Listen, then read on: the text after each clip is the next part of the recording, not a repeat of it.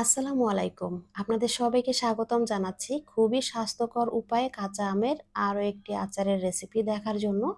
এই রেসিপিটি তৈরি করেছি আমি একদমই তেল ছাড়া। তেল ছাড়া এই আচারের রেসিপিটি চাইলে সারা বছর সংরক্ষণ করা যাবে, আবার কিন্তু চাটনি হিসেবেও ব্যবহার করা যাবে। চাইলে শেষ পাতেও কিন্তু একটু খাওয়া যেতে পারে। চলুন তাহলে পুরো ভিডিওটি দেখে নেব। এখানে আমি ৪টা আম নিয়েছি, তবে এখানে ১ কেজি আম আছে। এই আমগুলো ভালোভাবে ধুয়ে পরিষ্কার করে নিয়েছি। এখন আমগুলোর খোসা ছাড়িয়ে নিতে হবে। প্রতিটি আমের খোসা খুবই ভালোভাবে ছাড়িয়ে নেওয়ার পরে এই আমগুলোকে কুচি কুচি করে কেটে নিতে হবে। কোন উপায়ে কাটলে আমগুলো খুব সহজে আপনি কুচি কুচি করে নিতে পারবেন সেই প্রসেসটা আমি দেখিয়ে দেব। আশা করি ভিডিওটি দেখলে আপনারা একটু হলেও উপকৃত হবেন। এখন এই আমগুলো আমি কুচি কুচি করে নিচ্ছি। আপনি চাইলে দা, বটি যা কিছু দিয়ে আপনার সহজ মনে হয় আপনি করে নিতে পারেন।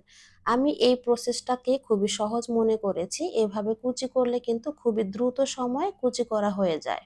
খোসা ছাড়ানো এই আমগুলো কুচি করার ক্ষেত্রে কোনো ধরাবাঁধা নিয়ম নেই।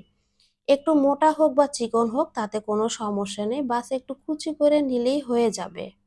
এভাবে কুচি করার কাজটা যদি আপনার কাছে বিরক্তির মনে হয় সেক্ষেত্রে কিন্তু খোসা ছাড়ানোর পরে আমগুলো আপনি টুকরো টুকরো করে নিলেও হয়ে যাবে। এখন আমগুলো কাটা হয়ে গেছে, চুলায় একটি প্যান দিয়েছি। আর এই প্যানটা যখন হালকা একটু তাপ হতে শুরু করবে তখন দিয়ে দিচ্ছি ৩ টুকরো দারচিনি আর ২টো এলাচ। প্রথমত হালকা একটু ভেজে নেব। ব্যাস ৩০ সেকেন্ডের মতো ভেজে নেওয়ার পরে দিয়ে দিচ্ছি ১ চা চামচ জিরা, ১ চা চামচ মৌরি। চুলার তাপমাত্রা এখন লো হিটে রেখে এই উপকরণগুলোকে হালকা করে একটু ভেজে নেব। এখন একটি তেজপাতা দিয়ে একটু নেড়ে নেব। তেজপাতা এরকম সব শেষে দিয়ে একটু গরম হলেই নামিয়ে নেবেন, তারপরে ঠান্ডা করে গুঁড়ো করে নিলেই কিন্তু হয়ে যাবে। ভাজা হয়ে গেছে, আমি নামিয়ে নিচ্ছি। ওই একই পাত্রে দিয়ে দিচ্ছি সবগুলো কুচি করে রাখা আম। এখন এই কুচি করা আমগুলোর মধ্যে দুটো উপকরণ দিয়ে দেব। প্রথম উপকরণ হচ্ছে হাফ কাপ চিনি। এখানে আমি হাফ কাপ চিনি ব্যবহার করেছি। আপনি আপনার টেস্ট অনুযায়ী চিনির পরিমাণটা বাড়িয়ে বা কমিয়ে দিতে পারবেন। সেই সাথে দিয়ে দিচ্ছি কোয়ার্টার কাপ ভিনেগার। ১ কেজি আমের আচারে কোয়ার্টার কাপ ভিনেগার যথেষ্ট। এখন ভিনেগার আর চিনির সাথে প্রথমেই এই আমগুলো খুব ভালোভাবে মিশিয়ে নেব। মেশানো হয়ে গেলে চুলার তাপমাত্রা মিডিয়াম হিটে রেখে আমগুলো একটা বলক তুলে নেব। যখন আমগুলোর মধ্যে এরকম একটা বলক চলে আসবে তখন এখানে পরিমাণ মতো লবণ অ্যাড করে দিতে হবে। তারপরে লবণের সাথে আমের কুচিগুলো একটু ভালোভাবে মিশিয়ে দেব।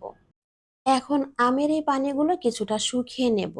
তারপরে দিয়ে দিচ্ছি ১ চা চামচ মরিচ গুঁড়া, হাফ চা চামচ হলুদ গুঁড়ো। এবার আবারও খুব ভালোভাবে আমের সাথে মিশিয়ে নেব। চুলার তাপমাত্রা মিডিয়াম হিটে রেখে অনবরত নেড়ে এই আচারগুলোর সাথে মশলাগুলো ভালোভাবে মিশিয়ে নেব। সেই সাথে পানিটাও কিছুটা শুকিয়ে নেব। যখন পানিটা এরকম কিছুটা শুকিয়ে আসবে তখন এখানে আরো কিছু মশলা অ্যাড করে দেব। প্রথমে দিয়ে দিচ্ছি কিছুটা চিলি ফ্লেক্স, সেই সাথে দিয়ে দেব আমরা যে মশলাটা তৈরি করেছি সেই মশলাটা। সেই সাথে দিয়ে দিব ১ চা চামচ কালো জিরা। এখন এই সকল উপকরণের সাথে আমের এই আচারটাকে খুব ভালোভাবে মিশিয়ে নেব। এখন আমের এই মিশ্রণটা দেখেই কিন্তু বুঝতে পারছেন কিছুটা গলে গেছে, আবার কিছুটা এরকম দানা দানা রয়ে গেছে। এই আচারটা খেতে কিন্তু অত্যন্ত সুস্বাদু হয়। আর এই আচারে আমি একদমই অল্প কিছু মশলা অ্যাড করেছি, যেখানে কোনো রকমের পাঁচফোড়নের ব্যবহার নেই। এই আচারটা তৈরির সময় যখনই চুলায় দিবেন তখন তাপমাত্রা বাড়িয়ে দ্রুতই সেদ্ধ হওয়ার আগেই পানিটা শুকিয়ে নেবেন, তাহলেই এরকম দানা দানা থাকবে। কিছুক্ষণ জাল করার পরে যখন এরকম ঘন আর আঠালো হয়ে আসবে তখন চুলা বন্ধ করে দেব। তারপর দিয়ে দিচ্ছি হাফ চা চামচ বিট লবণ, আর সেই সাথে দিয়ে দিব থেতো করা ২ চা চামচ সরিষা। এখন অফ চুলায় এগুলোকে খুব ভালোভাবে মিশিয়ে নিতে হবে। এভাবে চুলা বন্ধ করে বিট লবণ ব্যবহার করলে বিট লবণের কড়া একটা গন্ধ পাওয়া যায়। আরও থাকে থেতো করা সরিষার ঝাঁজ। এই দুইয়ে মিলে এই আচারটা কিন্তু খেতে অমায়িক লেগেছে। এই আচারটা তৈরি করে নেওয়ার সাথে সাথে যেন ফুরিয়ে যায়, তাই একটু বেশি করে তৈরি করে নেবেন। সহজে তেল ছাড়া আচারের রেসিপিটি আপনি সারা বছর উপভোগ করতে পারবেন। কোনো রকমের ফাঙ্গাস পড়বে না, রোদে দেওয়ার ঝামেলা থাকবে না, ফ্রিজেও রাখতে হবে না। ভিডিওটি যদি আপনাদের কাছে একটুও ভালো লেগে থাকে প্লিজ একটা লাইক দিবেন আর সাবস্ক্রাইব করে চ্যানেলটির পাশেই থাকবেন। বাই দ্য ওয়ে, আমি মেহেরুন। এতক্ষণ আপনাদের সাথে ছিলাম অ্যান অনিয়ন থেকে। সবাই অনেক বেশি ভালো থাকবেন, সুস্থ থাকবেন। আল্লাহ হাফেজ।